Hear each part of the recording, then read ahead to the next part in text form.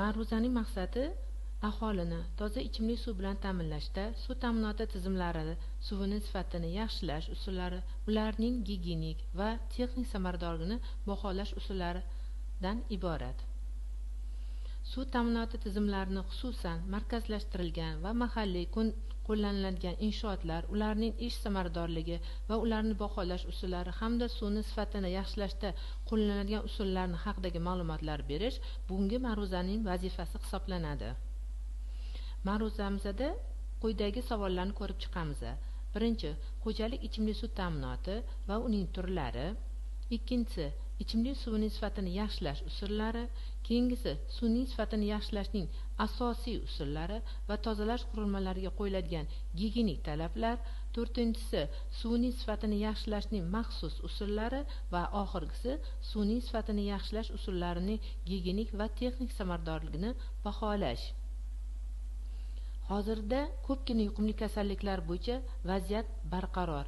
Ich terlama, ich burug', o'tkir oshqozon ichak kasalliklari, salmonellozlar va boshqa qator yuqumli kasalliklar bo'yicha ko'rsatkichlar mustaqillikning birinchi yillariga nisbatan bir necha barobar kamaygan. O'zbekiston Respublikasining Prezidenti Mirziyoyevning saylov oldi dasturida 9000 kilometr ichimlik suv tarmoqlari, 1400 ta quduq, 3600 ta suv inshootlarini qurish va qayta ta'mirlash ishlarini olib borish hamda 3,2 million aholini toza ichimlik suv bilan ta'minlash va shu bilan birga aholini suv ta'minotini 67% dan 84% ga yetkazish ko'rsatib o'tilgan edi. Respublikamizda markazlashtirilgan ichimlik suv bilan ta'minlanganligini quyidagicha ko'rishimiz mumkin. Bizga ma'lumki, aholi yashash punktlari shahar aholi yashash punktlari va qishloq aholi yashash punktlariga kiradi hamda respublikamizning markazi hisoblangan Toshkent shahri bo'yicha markazlashgan ichimlik suv bilan ta'minlanganlik holati quyidagicha: 1995-yilda shahar aholi yashash punktlari 87,7% ga ta'minlangan bo'lsa, 2015-yilga kelib 89,5% ga ushbu ko'rsatkich yuqoriga erishildi. Qishloq aholi yashash punktlarida esa 1995-yil 59,16% bo'ladigan bo'lsa, 2015-yilga kelib 59,2% ga yetdi. Toshkent shahri bo'yicha esa 1995-yilda 97,2% bo'lgan bo'lsa, 2015-yilga kelib ushbu ko'rsatkich 98,5% ga ko'tarilganligini ko'rishimiz mumkin bo'ladi. Agarda 1995-yilda 1000 kishiga nisbatan 2,1 yoki 486 ta qorin tifi ro'yxatga olingan bo'lsa, ushbu ko'rsatkich 1999-yilga kelib 261 tani tashkil etdi, ya'ni 1,1 ga teng bo'ldi. Paratif esa 100 ming kishiga 0,7 ni tashkil etgan bo'lsa, 1999-yilga kelib 0,1 ga teng bo'ldi.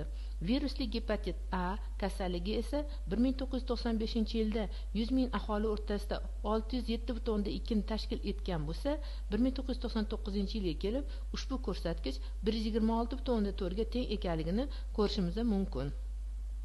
Xo'jalik ichimlik suv ta'minoti. Bu nima degani? Xo'jalik ichimlik suv ta'minoti bu kompleks sanitar texnik, texnologik, qonuniy, ilmiy chora-tadbirlar bo'lib, u eng avvalo aholini toza ichimlik suv bilan ta'minlashga, ikkinchidan suvni keng ko'lamda gigiyenik va hayot kechirish maqsadlari uchun foydalanishga, uchinchidan turar joy va jamoat binolarini, kommunal obyektlarni obodonlashtirish va boshqa maishiy ehtiyojlar uchun ishlatishga imkon beradigan chora-tadbirlar hisoblanadi. Xo'jalik ichimlik suv ta'minoti ikki xil, ya'ni markazlashgan xo'jalik ichimlik suv ta'minoti hamda mahalliy xo'jalik ichimlik suv ta'minoti turlariga bo'linadi. Markazlashgan xo'jalik ichimlik suv ta'minoti asosan shahar aholi yashash punktlarida, mahalliy xo'jalik ichimlik suv ta'minoti esa ko'pincha qishloq aholi yashash punktlarida yoki alohida turuvchi obyektlar uchun suv ta'minotini ta'minlab beruvchi tizim hisoblanadi. Vodoprovod inshootlariga quyidagilar kiradi: bosh inshoot, ya'ni suvni olish joyi, tozalash inshootlari, birinchi va ikkinchi bosimli, ayrim hollarda esa uchinchi bosimli nasos stansiyalari, suvni taqsimlaydigan vodoprovod trubalari, rezervuarlar, suv olish kolonkalari va boshqalardan iborat. Suvni olish joyiga qo'yiladigan gigiyenik talablar quyidagilardan iborat. Birinchi, sanitariya nuqtai nazardan ifloslanish xavfining yo'qligi. Ikkinchidan, u yerda doimo suvni yetarli bo'lishi va uchinchisi, suvni olinadigan joy himoyalangan bo'lishi kerak. Ya'ni turli xil ifloslanishlardan himoyalangan bo'lishi kerak bo'ladi. Keyingisi, suvni olish joyi oqova suvlar oqib tushadigan territoriyadan yuqorida joylashgan bo'lishi kerak. Vodoprovod inshootlari qurilayotganda shahar yoki qishloqlarning faqatgina hozirgi chegarasi nazarda tutilmasdan, balki bosh loyihadagi chegarasi ham nazarda tutilmog'i kerak. Ya'ni kelajakdagi shahar yoki qishloqlarning kengayishini hisobga olgan holda vodoprovod inshootlarini to'g'ri qurishimiz kerak bo'ladi. Suvning sifatini yaxshilash usullariga quyidagilar kiradi. Ya'ni u ikki turga bo'linadi. Birinchisi asosiy usullar va keyingisi maxsus usullar. Asosiy usullar barcha vodoprovod tizimlarida qo'llaniladigan usullar hisoblanadi. Maxsus usullar esa ayrim vodoprovod inshootlarida qo'llaniladi. Bu suvning kimyoviy tarkibiga va bakteriologik ifloslanish darajasiga qarab belgilanadi. Agarda suvning tarkibida turli xil kimyoviy moddalar u yoki bu konsentratsiyada ko'p yoki kam uchrasa, u holda biza albatta maxsus usullardan qo'llashimiz kerak bo'ladi. Asosiy usullarga tiniqlashtirish, rangsizlantirish, tindirish, filtrlash, koagulyatsiya va flokulyatsiya hamda zararsizlantirish kiradi. Zararsizlantirish esa o'z navbatida ikkiga fizikaviy yoki reagentsiz usullarga va reagentli kimyoviy usullarga bo'linadi.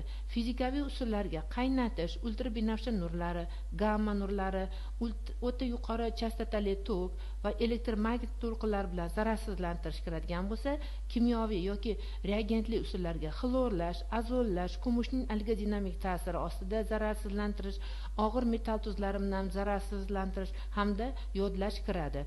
Maxsus usullarimizga esa temirsizlantirish, qachonki suv tarkibida temirning miqdori yuqori bo'lganda, yumshatish, ya'ni mineral moddalar juda ko'p saqlanganda, chuchuklantirish, bu ham mineral moddalarga bog'liq bo'ladi. Ftorlash, ftor miqdori kam bo'lganda, ftorsizlantirish, ftorning miqdori yuqori darajada bo'lganda va maxsus hidlarga ega bo'lganda dezorotatsiya, ya'ni hidsizlantirish usullarini qo'llashimiz mumkin bo'ladi. Suvning asosiy usullaridan biri, tozalash usullaridan biri bu koagulyatsiya. Koagulyatsiya bu suv tarkibidagi yirik muallaq moddalarni maxsus koagulyantlar yordamida cho'ktirish deyiladi. Koagulyantning ruxsat etilgan miqdori 1 litr suvdagi muallaq moddalarning miqdoriga o'zaro bog'liq bo'lib, qanchalik muallaq moddalarning miqdori ko'p bo'ladigan bo'lsa, u holda 1 litr suvga ishlatiladigan alyuminiy sulfat yoki temir xloridning miqdori shunchalik to'g'ri proporsional ravishda o'sib boradi. Masalan, agarda 1 litr suvdagi muallaq moddalarning miqdori 100 mg litrgacha bo'ladigan bo'lsa, u holda 1 litr suvni ishlatish uchun alyuminiy sulfatdan 25-35 mg litr kerak bo'ladi. Agarda 1 litr suvdagi muallaq moddalarning miqdori 2,5 mg litrgacha bo'ladigan bo'lsa, u holda 1 litr suvda ishlatiladigan alyuminiy sulfatning miqdori o'z navbatida 90-130 mg litrni tashkil etadi. Suv koagulyatsiyalangandan keyin muallaq moddalarni cho'ktirish uchun biz turli xil tindirgichlardan foydalanamiz. Tindirgichlar ishlash prinsipi, tuzilishi bo'yicha turlicha bo'lishi mumkin. Biz quyidagilarni ko'rib chiqamiz. Birinchisi ko'ndalang yoki gorizontal tindirgichlar.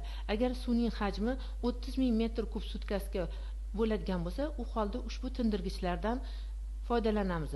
Bu tindirgich to'rtburchak shaklda bo'lib, tubi 20 cm uzunlikda turlicha bo'lib, koagulyant 5 mm sekund tezlikda beriladi. Ayrim hollarda suvni oqim tezligini kamaytirish uchun maxsus to'siqlardan foydalanamiz. Keyingisi tik tindirgichlar yoki vertikal tindirgichlar deyiladi. Bunda vodoprovod inshootlarining quvvati 30 ming, 40 ming metr kub sutkagacha bo'lganda ishlatiladi. Tubi konussimon bo'lib, o'rtasida nisbatan nishabroq, markazga silindr shaklidagi turba joylashtirilgan bo'lib, suv tepadan pastga qarab yo'naladi. Muallaq moddalar tagiga yig'ilib, ya'ni konussimon qismining tub qismida bunker qismiga yig'ilib, keyin olib tashlalanadi. Keyingi tindirgichimiz aylanma yoki radial tindirgichlar bo'ladi.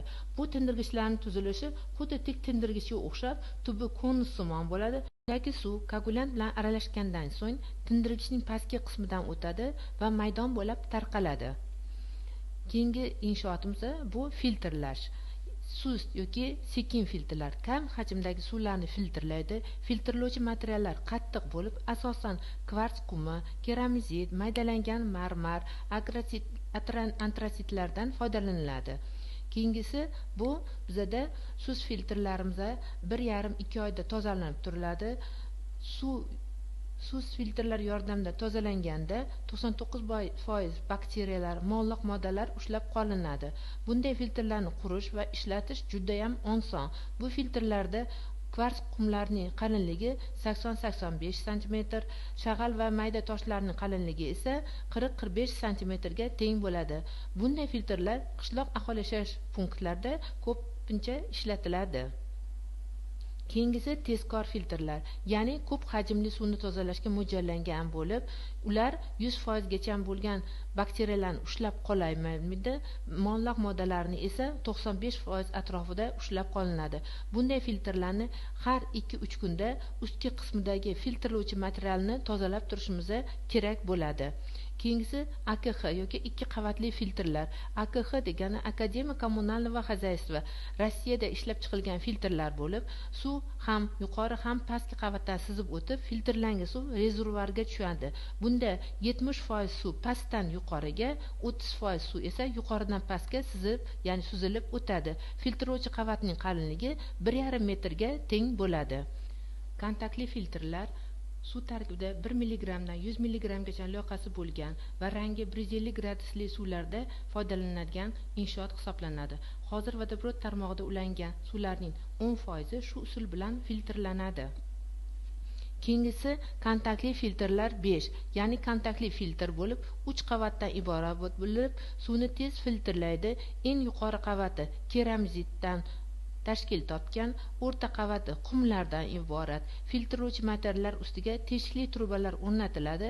Undan koagulantli suvni eritmasi yuborib turiladi. Ya'ni bir vaqtning o'zida suv ham filtrlanadi, ham koagulyatsiya jarayoni bo'lib o'tadi. Shuning uchun bunday filtrlarga kontaktli filtrlar deyiladi. Keyingisi kontaktli tindirgichlar, ya'ni kontaktli tindirgichlar xuddi kontaktli filtrlar kabi 3 qavatdan iborat bo'lib, suvni tez filtrlaydi. Xuddi kontaktli filtrlarga o'xshash, ammo suvni uzoq vaqt yaxshi ishlashi uchun suvning rangi 150 gradusdan, loyqaligi esa 1 litrga 150 mg dan oshib ketmasligi kerak bo'ladi. Keyingisi struya qurilmasi, ya'ni asosan bular dam olish uylari, pansionatlar, pioner lagerlarda kichik suv havzalaridan foydalanishga to'g'ri kelsagina qo'llaniladigan filtrlar hisoblanadi. Suvni filtrlash uchun 40-60 minut vaqt sarflanadi. Suvdagi mo'lliq moddalar 99,8% gacha ushlab qolinadi. Rangi 83% gacha yaxshilanadi. Ichak tagchalari filtrlash oqibatida 98-99% yo'qoladi. E'tiboringiz uchun rahmat. Sog' bo'linglar.